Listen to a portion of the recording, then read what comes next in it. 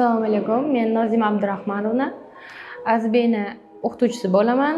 Azbey birinchi maktabga qadam qo'ygan paytda o'zini tirishqoqligi, intiluvchanligi, fanlarni yaxshi o'zlashtirishi bilan o'zini tengqurlaridan ajralib turar edi. Hozirgi kunda Azbek 5-sinfda tahsil olmoqda. Hozirgi kunda u sinfdoshlari bilan juda ham yaxshi muloqot o'rnatadi. Qulog'idagi apparat borligi umuman bilinmaydi. Sinfdoshlarini yaxshi tushunadi va muloqotni yaxshi anglaydi. Darslarni o'zlashtirishi umuman yaxshi. Hamma fanlardan deyarli 5 bahoga o'qiydi. O'qituvchilari ham, fan o'qituvchilari ham juda ham Azbekdan mamnun. O'zini juda ham yaxshi tutadi. Tengqurlari bilan yaxshi munosabatda bo'ladi. Ya'ni apparat borligi umuman bilinmaydi. Ya'ni o'zini tengdoshlaridan aqliy jihatdan va bilim jihatidan, saviya jihatidan orqada qolib ketmagan. Uni sinfdoshlari birinchi maktabga kelgan paytda ham va hozirgi kungacha sinfdoshlari bunga umuman ahamiyat berishmaydi, uni kamsitishmaydi.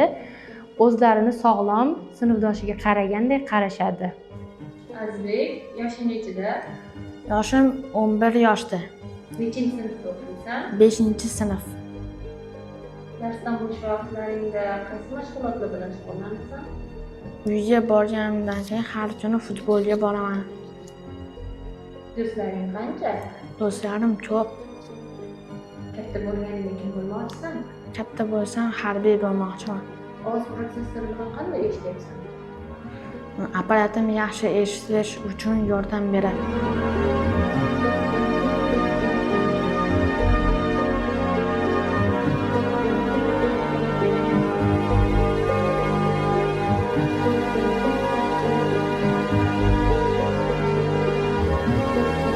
Assalomu alaykum. Mana bugun mani jondan aziz bolajonim Azbek 11 yoshga to'lgan. Mana 5-sinfda hozirgi kunda maktabda ta'lim olyapti. Bu bolajonimiz tug'ilganida sog'lom deb o'ylaganmiz. Keyin oylar o'tdi, kunlar o'tdi.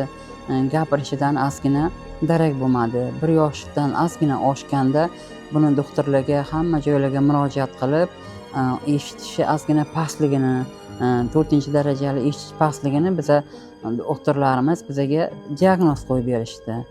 Biz juda oilamiz bilan qattiq tashvishga tushdik. Nahotki shundoq chiroyli bolam gapirmasa, eshitmasa, endi nima bo'larkin deb rosa ham hayajonlandik. Yo, Allohga shukr, hamma narsani javobi bor ekan. Keyin bizaga shunaqa yo'llanma berishdi. Shunaqa Toshkent bolalar pediatriya institutida shu ko'klar implanti borligini, buni ilojisi borligini bizaga tushuntirishdi. Biz ulardan 1-2 marta yig'ilib, ular bilan suhbat qildik. Hamma natijalarni olishib, bolamni tekshirishib, keyin operatsiya qilishdi.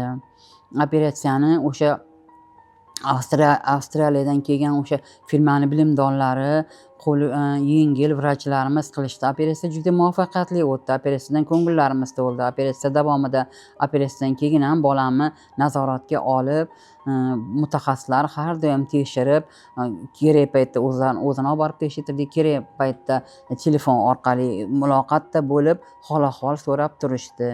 Keyin operatsiyadan keyin biza o'sha doktorlar bergan yo'l-yo'riqlar asosida bu bilan bog'cha yoshida edi bolam, 5 yosh shug'ullandik. Alohida o'zini berilgan ishlangan programmalar asosida bolamizni o'qitdik, qo'shimcha darslarga olib bordik. Xudoga shukr, mana natijasi yaxshi bo'lib, bolam hozir o'sha 1-sinfga o'sha sog'lom bolalar bilan mukammal o'qiy oladigan bolalarning qatorida o'qib kelyapti. Mana hozirgi kunda 5-sinf farzandim. Allohga shukr. Men juda ham bu borada bizani shunaqa chiroyli yurtda yashayotganimizni, g'amxo'r bolajon yurtda yashayotganimizdan xursandman.